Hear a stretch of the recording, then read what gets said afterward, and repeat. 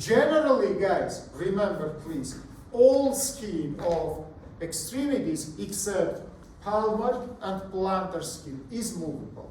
But then you compare one region to another or one compartment to another. You see that medially we have more movable skin than lateral. It doesn't mean that lateral skin is unmovable. It means it is less movable than medial skin. Let's continue. Now, next ring I draw by blue color. As you remember in previous pictures also, it is not the second, but it is the third structure. Call it please the proper fascia, superficial layer of the proper fascia. Thank you very much. Superficial layer of the proper fascia. Remember guys, in both our extremities, proper fascia has two layers, superficial and deep. Now let's continue. Now I will clean this number 3. I will draw now the bones. And first of all, in the medial side, I draw the big bone. Big bone in the medial side. You can see this triangular shaped bone. And what is important? Its medial surface fused with the proper fascia. Medial surface fused with proper. This is fourth structure. By the way, second structure, of course, it is subcutaneous fatty tissue. Number 2. Fourth structure we call os ulnaris, ulnar bone. Now in the lateral side, little bit more superficially and more small triangle I draw, which we call the radial bone, os radialis. As you remember, in the lower third, situation will be another. Radialis will be bigger, ulnaris will be small, because the 1 minute look to me. Wrist joint mainly forms by radius. Elbow joint mainly forms by ulnar. Now these two bones, bone number 5, radius, I connected to each other by interossal membrane. Interossal membrane fused with the same name margin, which we call interossal margin. That's why these two bones have opposite located margins, which is look to each other, and which is called interossal margin. Interossal membrane fused with this interossal margin.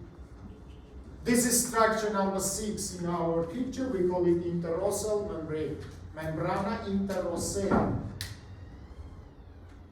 Let's continue, guys. Now I must to draw intermuscular septas.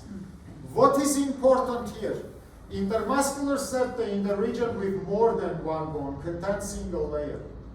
That's why in the regions with more than one bone, we don't have any interfacial space. We have only osteofacial compartments. Let's draw. First intermuscular septa, as you can see, attached to the anterior margin of our radial bone. In my picture, this is septa 7. We call anterior radial interossal septa, or membrane, it is said. Anterior radial interossal, intermuscular, sorry, not interossal, intermuscular septa. Second septa, again, from deep layer of proper fascia, it is attached to the posterior margin. It will be number 8, we call it posterior radial intermuscular septa. That's why we have anterior radial septa, we have posterior radial septa. Now attract your attention into our picture. We have 3 osteofacial compartments, A, B, and C. Compartment A we call anterior osteofacial compartment. Otherwise, we call it flexors compartment. Compartment B we call lateral osteofacial compartment. Otherwise, we call brachioradial muscle compartment because it contains musculus brachioradialis. Functionally, by the way, it is made the carpal flexion. Carpal flexion. And compartment C we call posterior compartment. Functionally, it is extensors compartment. Mainly here, not only, but mainly we have extensors. Now for yourself, right to remember, A and B belong to anterior forearm, C1 belong to posterior forearm region. We finished to draw the skeleton of the picture 3 times. You should draw it today, this picture, for upper, for middle, for lower. Something will be changed. What will be changed? Size of the bones. The more down you will go, no, I speak about empty. In empty picture, only size of the bones will be changed. Yeah? From up to down, ulna will be decreased, radius will be increased. All another structures will be same. Now let's start to draw superficial structures. One blue point anteriorly, I put in the fatty tissue of lateral side. This is structure number 9 in our picture. One blue point I put in fatty tissue of medial side. It is structure 10 in our picture. Of course you understand that the 9-1 it is cephalic vein, 10-1 it is basilic vein. I think it's not big puzzle. Hurry up guys, time is short. Now near of these veins, a little bit below and from sides. Look here please. Everywhere here you will see same situation. Nerves is located from the sides. Between them we have the vessels. And for superficial and from deep we have the same situation. Let's say 2 green points I draw here. 11-1 and 12-1. Write the names, please. 11-1, it is nervus cutaneus antebrachymedialis. As you remember, it is from medial cord of plexus brachialis. Nervus cutaneus antebrachymedialis. Number 12, nervus cutaneus antebrachylateralis. Lateralis. 11 medialis. 12 lateralis. In the brackets, write please, this is the continuation of nervus musculocutaneus. I told you before guys that musculocutaneus in arm, innervated flexor muscles, in cubital and forearm it is innervated skin in the lateral surface. Remember it. It's from lateral. It is lateral. From lateral cord. This is lateral side. So this is lateral side, that is medial. You look to the right extremity. This is right lateral. So I mean it's coming from lateral cord of nervus musculocutaneus come, but we don't. 1 minute. 1 minute. Then we say origin of 12 structure. We say it is originated from nervus musculocutaneus. Other question that musculocutaneus, it is from lateral cord. Let's continue. One more green point put in backside, just in midpoint. It is nervus cutaneus antebrachy posterior, posterior skin nerve of forearm region. We draw it in arm also. It is from nervus radialis. Remember, please, it is from nervus radialis, innervated skin in the back of your forearm. We finished to draw now superficial structures. Let's go to deep and let's draw the structures. First of all, I will clean this ABC and I will start to draw muscles. After, between muscles, we will draw neurovascular bundles. Why? Because here no interfacial spaces. Here vessels and nerves will be also inside of osteofacial compartment between muscles. Let's start to do it. First of all, let's come to the space B. Inside of space B, I draw 2 red rings. Red ring number 14 and red ring number 15, which is located deeper than 14-1, under the 14-1. 14-1 you know very well, it is the brachioradialis. It is the brachioradialis.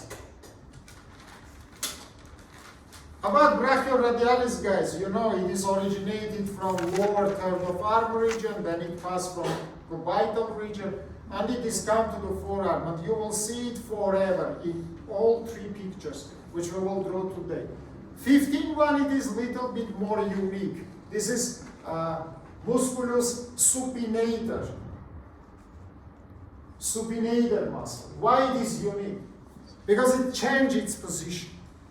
It is originated from the lateral epicondyle of the brachial bone. In upper third, it's located in compartment B, it means in anterior forearm. In middle and lower third, it is come to the posterior forearm region. Remember about it, please. About supinator, now 1 minute, look to me. This is the supinatio. Yesterday I showed for you, yeah? Supinatio. That is the pronatio. Pronators will be in anterior compartment in all forearm region. Supinator mainly will be in posterior compartment. Supinator has, look at please, it has the spiral shape form. It passes from up to down, from laterally to medially, from in front to behind, like I show now by my hand. Let's continue. Now we come to the anterior compartment, and let's draw the muscles in anterior compartment. Here I will draw several layers of the muscles, and in first layer I draw 4 muscles. Together with brachioradialis, they will form the first superficial layer of the muscles. Let's put the numbers 16, 17, 18, and 19. Write the names now, please. 16 one, it is pronator teres. I show for you now pronatio. Yeah, this is pronatio, and that is the muscle which is made pronatio of all forearm. Not only your hand region, but all forearm region. Pronator originated from medial epicondyle of the brachial bone. Let's continue. Muscle 17 we call flexor carpi radialis. Minute attention to me, guys. Then this muscle separately constricted, you make such kind of movement. Your hand goes to that side. Then it is constricted together with flexor carpi ulnaris, which is muscle number last one, 19. You see that movement. In wrist joint, we have flexion, not of fingers flexion, but wrist joint flexion. Then both muscles, number 16, 17, and 19 constricted together. Let's continue. Small muscle, 18, it is palmaris longus.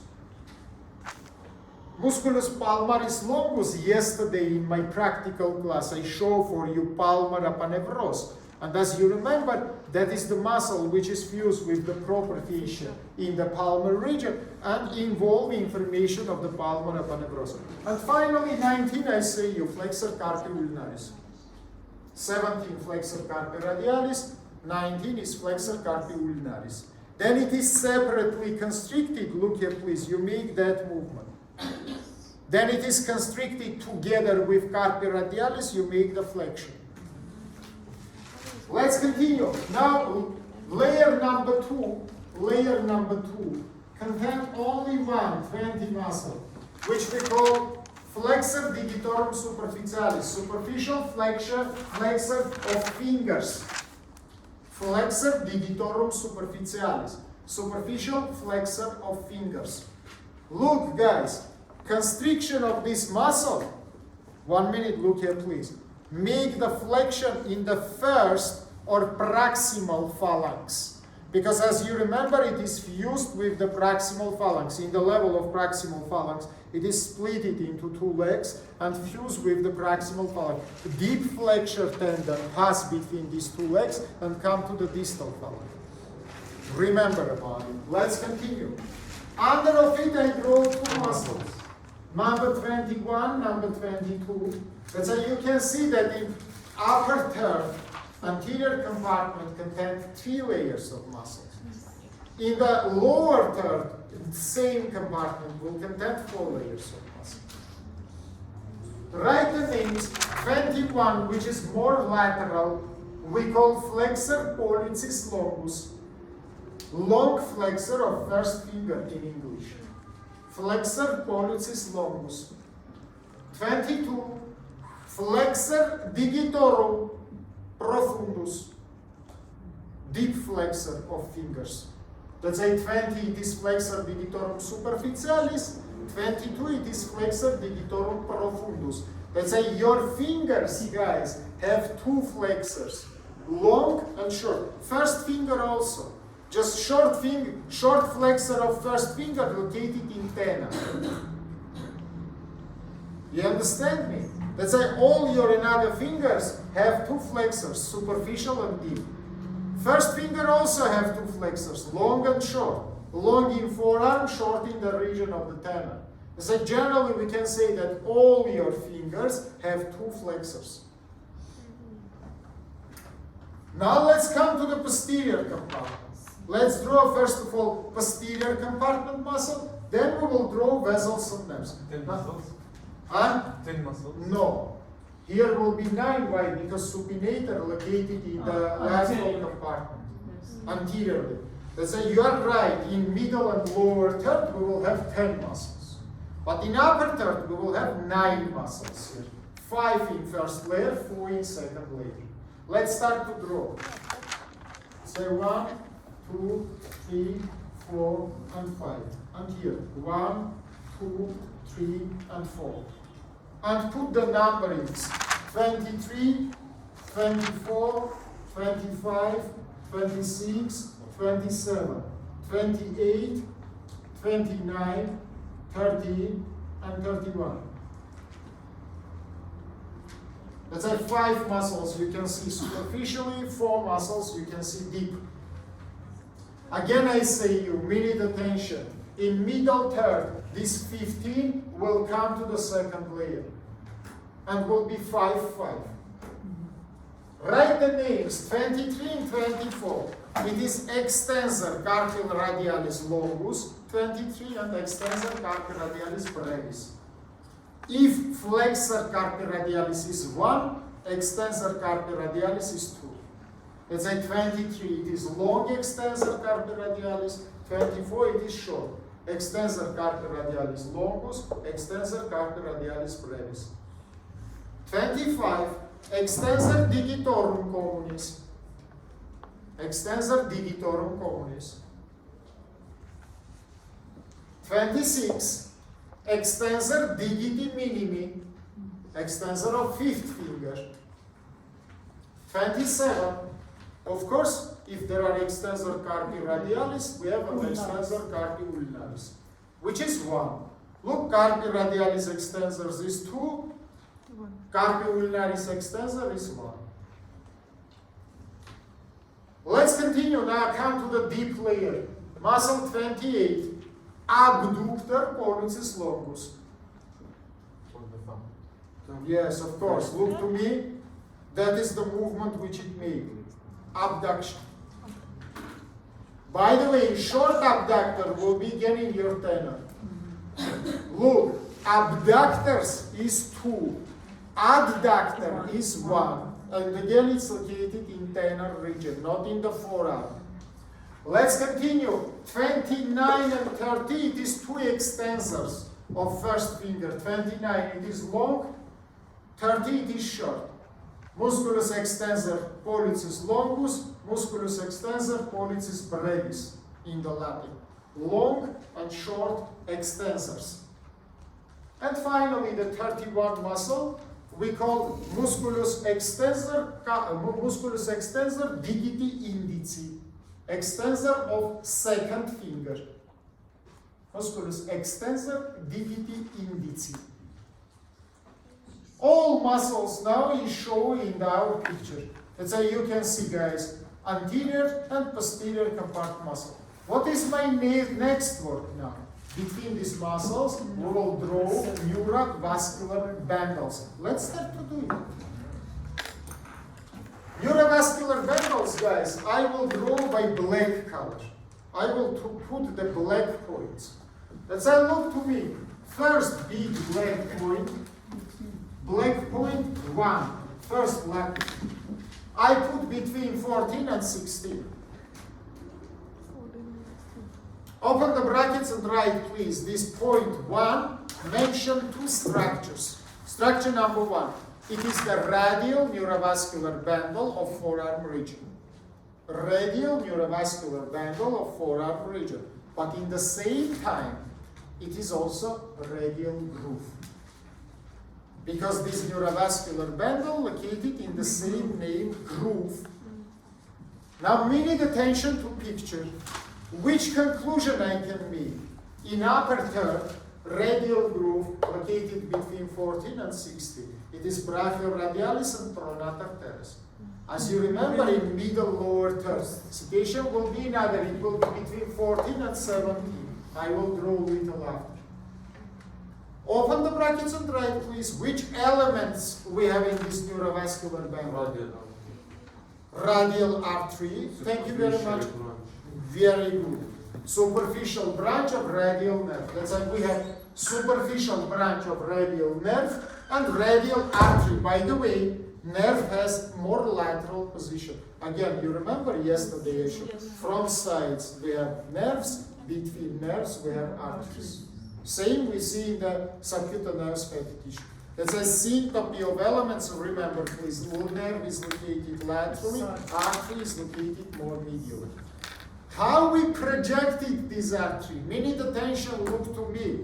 Very simple projection. You take the midpoint of the cubital fossa and you connect it with the tip of styloid process of the radius bone. Okay? Let's continue. Now next big black point, number 2, I put between 19 and 20. 19 and 20. Now you, friend, you. Now, Christina, yeah? Christina, look to point 1 and point 2 and tell me, please, in your opinion, which point or otherwise, which neurovascular bundle is more deep? First or second, and why? Why? Because I draw it is deeper. What is the reason? How we can come to conclusion that second one is much more deeper located than first one? 1 minute, I want to listen to Christina's answer. Huh, Christina? Because it is between the first layer and second layer. Very well, thank you very much. Because point 2, minute attention, everybody. Point 2, as Hamza say, it is between first and second muscular layers. Point 1, it is between first muscular layer. And brachioradialis and flexor carpi radialis and pronator teres belong to first muscular layer. But muscle number 20, it is flexor digitorum superficialis. It is second muscular layer. That's right, please. Point number 2, it is the ulnar neurovascular bundle and ulnar groove, sulcus ulnaris. Ulnar groove, as you can see, forms between 19 flexor carpi ulnaris, 20, it is flexor digitorum superficialis. That's right, between first and second muscular layers. Remember about it, please. Elements, right? A, B, N, ulnaris. All elements called ulnaris. Here, no any branch, just the main tracks. Yeah, arteria ulnaris, vena ulnaris, and nervus ulnaris. What about a location inside of groove? Now, minute attention, going to be there. Nervus ulnaris and arteria ulnaris have little different projection. Why this happens? Answer of this question is simple, guys. This has happened because nervus ulnaris, without changing of its direction, come from cubital region to the forearm region strongly by vertical line. Because as you remember, in the cubital region, it's located in posterior medial groove. Now it is come to anterior region and continue its direction from up to down. But I cannot say the same about artery, because artery will come from midpoint of the fossa cubitalis. That's a artery and nerve, again I tell you, have different projections, but only in upper third. In middle and in lower third, their projections will be absolutely same, but in upper third, no. How we projected nerve in all forearm? Simple. You take from upwards medial epicondyle, from down the pisiform bone. You connected them to each other, it will be projection of the nerve and in upper and in middle and in lower. About artery, I can say it is projected by same line in middle and lower third, because it is come to the nerve. But in upper one, it is, 1 minute, look to me, imaginary line from midpoint of cubital fossa to the border between upper and middle third of that medial margin. There's a medial margin of forearm. I divide it into 3/3, upper, middle, and lower, and I provided oblique line. That's like, if I will draw a projection, look to me, of nerve, it will be just line. If I will draw the projection of artery, it will be angular line, 1 and 2. And again, you can see that nerve is located medially, artery located more lateral. Again, I show the same picture. From sides, we have the nerves. Between the nerves, we have the arteries. Is it understandable for you? Very well. If it is understandable, 1 minute I will clean it and we will continue. Let's continue. Now I draw the next point, point number 3, and I draw it exactly inside of 16 structure. Musculus pronator teres. And write please, point number 3 we call median neurovascular bundle. Median neurovascular bundle. Arteria, vena, nervus medianus. Little bit about these structures. Tell me, friend, what is the origin of nervus medianus? No, I want to listen his answer, Hans, I see your hand. Friend, yesterday, my students asked me the question. They say, how simply we can study. You remember this, yeah? Yes. I told you that some students believe that if they will write something in exercise book and will put it under the pillow, during the sleep time, this all information will be entered inside of the head. Do you believe in such kind of? But for what you write now? For what? Samely you write 2 days before, 2 lectures before, then I spoke about plexus brachialis and about its branches. Do you written it or no? To say, now I ask you the information which you written before, and I don't see any influence of it to you, any your knowledge. That's for what you waste your time now and write more lecture. For what? Friends, I'm very sorry. I don't have any problem with you generally. I don't have any problem with another student. But let's to make any word by the meaning. Why we need to mechanically write something? For what? You can spend this time much more effective. Let's say, don't make the show. Guys, I don't like I like the Hollywood films, movies, but I don't like that you make my lesson Hollywood movie. Don't do it. If you don't want to work, take your bags and go out. If you want to work, you must know this information, which I gave you before. And this show, guys, don't even try to make this show in my class. Middle lateral Of course, it is original. Guys, that is the basic information. It is funny to not know such kind of information. Let's continue. About arteria mediana, which is located inside of it, I want to remind you that it is from interossea anterior. Last my class, I draw for you the diagram of collateral arterial network in cubital figure. And we draw that ulnar artery gives the common interosseal one, which is divided into anterior and posterior interosseal. And anterior interosseal artery gives the branch to nervus medianus, which we call arteria mediana. Let's say, remember please, arteria mediana, it is branch of anterior interosseal artery. 1 minute attraction to this neurovascular bundle, number 3. Very unique one. You know why? Because in each third of forearm, it will change its position. Where it is now? It is between heads in upper third. It is between heads of musculus pronator teres. Pronator teres has 2 heads, medial and lateral, and it is between them. In middle third, it will change its position little after I will go. In lower third, again will change its position.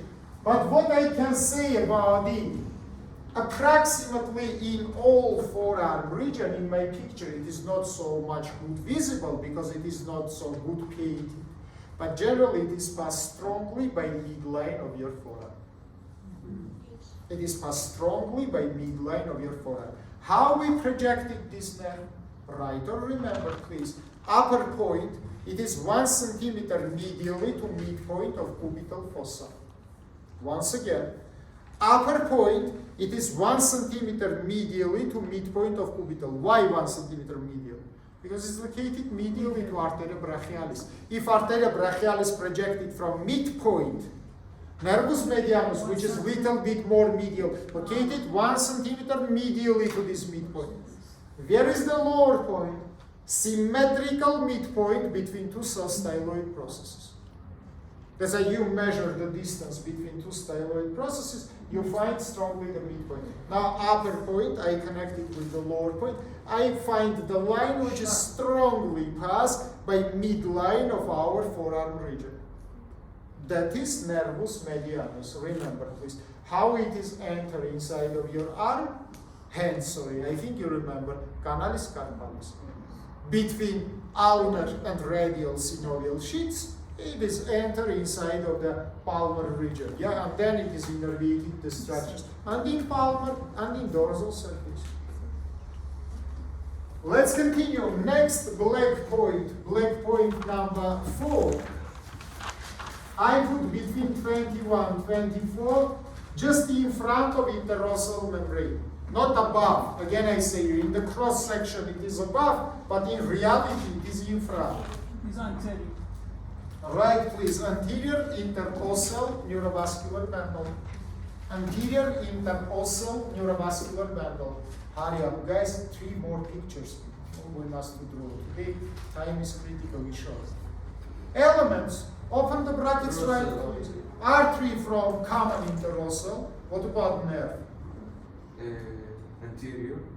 Anterior interosseal nerve. It is very simple. Dr. Vein. Look, 2 minutes before, I told you that anterior interosseal artery gives the arterial branch to nervus medianus.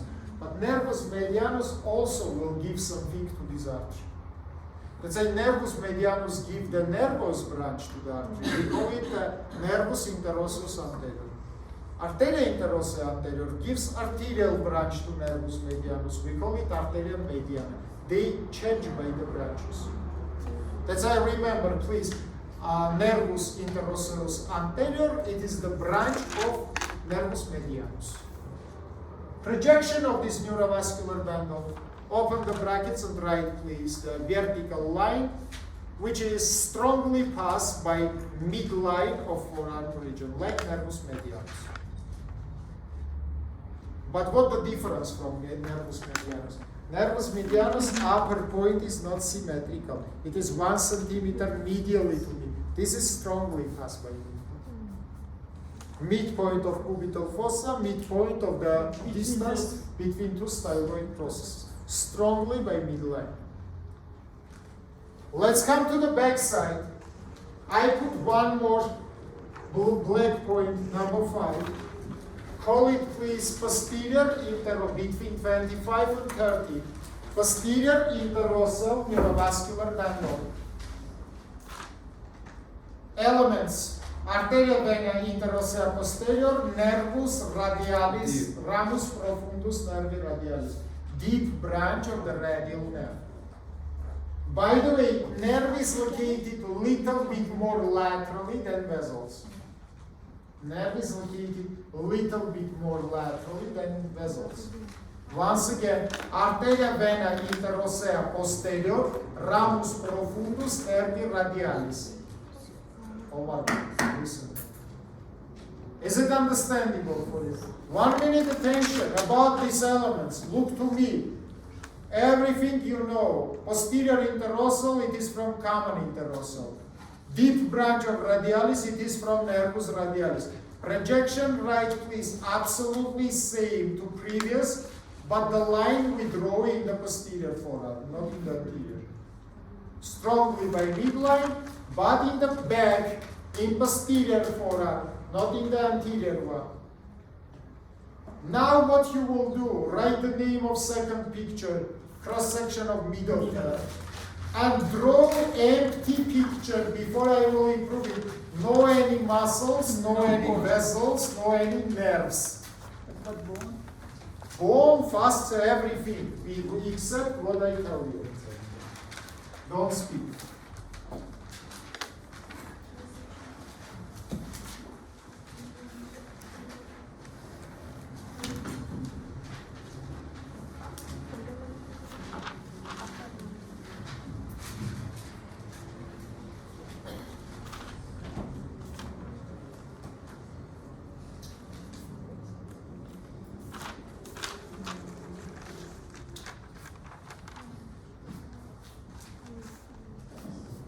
guys don't speak again, I say.